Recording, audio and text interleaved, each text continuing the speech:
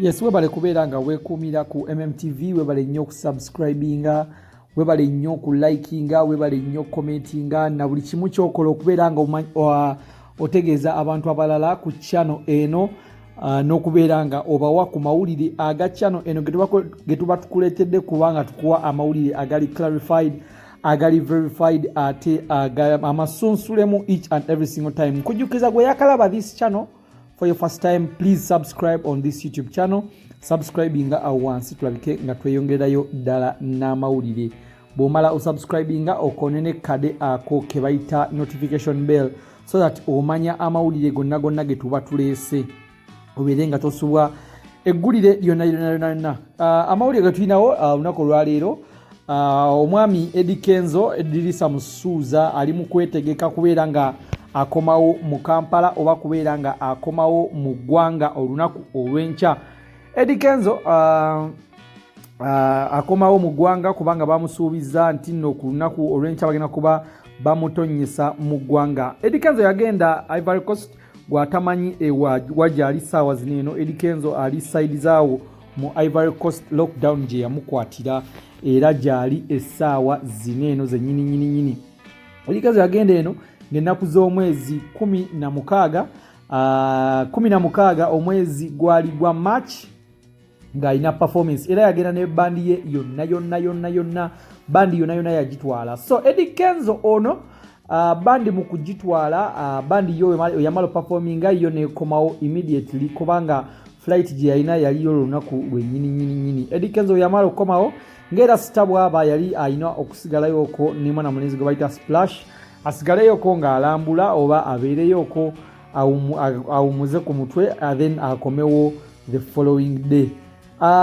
Ennaku z'omwezi nga 17 lwe yasiibayo n'abeerawo ng'alambula ng'apulaninga kukomawo ng'ennaku z'omwezi 19 ng'ate ebiseera ebyo coronavirus yali mu amaanyi nga mwali mu ggwanga nga mungi nnyo.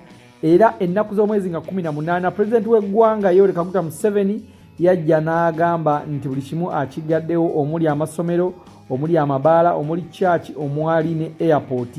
Era Eddie Kenzo kye kimu ku bintu ebyamunyigiriza kubanga baggalawo airport, n'agamba oba n'asalawo abeere nga takoze eki, nga takomyewo oba n'okutali kusalawo kwe. Gavumenti yasalawo n'egamba teri nnyonyi yesaabaza abantu eyingira, ennyonyi zokka zetukkiriza okuyingira za nnyonyi z'abasaabaze. Naye Eddie Kenzo twogerera ali mu kuba gudigudde kubanga agenda ali kubanga yeetegeka, ali mu kusetinga, ndowooza anaakomawo n'oyo omugole nga bw'omulaba awo, so ali kubanga asetinga ebintu eby'enjawulo alabike nga atuuka mu ggwanga olunaku olw'enkya. Akumye abantu n'abagamba nti nayagala mugende mu mukimeko enkya ku airport, abeere nga akomawo oba nga mumwaniriza mu bitiibwa ebingi ennyo. Era n'abagamba mwenna bakwano be bakyalibe abaagala okugenda enkya okumukima ku airport, mujja genda mubeere nga mumukima oba nga mumuwerekera nga Bobi Wine we bazze bamuwerekera. Jjukira nti Eddie Kenzo y'omu ku baaleeta bintu by'okumujja ku airport nga bamuwerekera n'olunaku lwe yava mu France, lunaku lwe yakaaba nga Eddie nga Rema Namakula bamumututteko n'akaaba amaziga agaddala, we yayuludira amaziga n'agamba bannaaye biki ng'agamba Hamza yeetonde. Tujjukira bulungi nnyo era we yakomawo abantu baamukima bulungi nnyo ku airport ne bamuwerekera epaka emakindye ku kitebe ekikulu ekya Big Talent.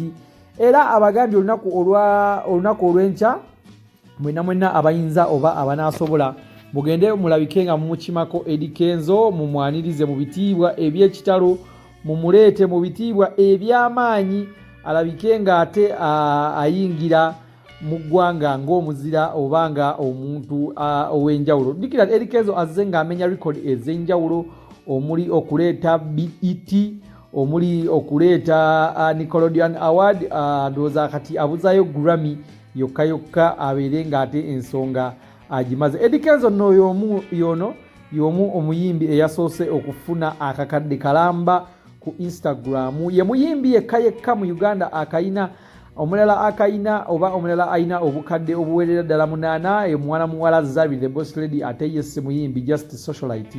so Eddie Kenzo astandinganga omuyimbi yekka aina abafollower abawera akakadde akalamba.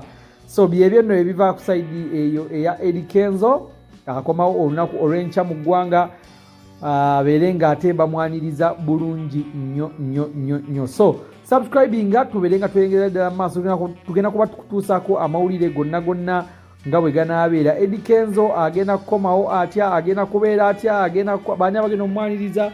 So kola kimu kya kusubscribinga tugenda kuba amawulire tugakutuusaako butereevu wano ku MMTV. Webale nnyo okubeera nga weekuumira ku MMTV. Allow me say bye bye for now.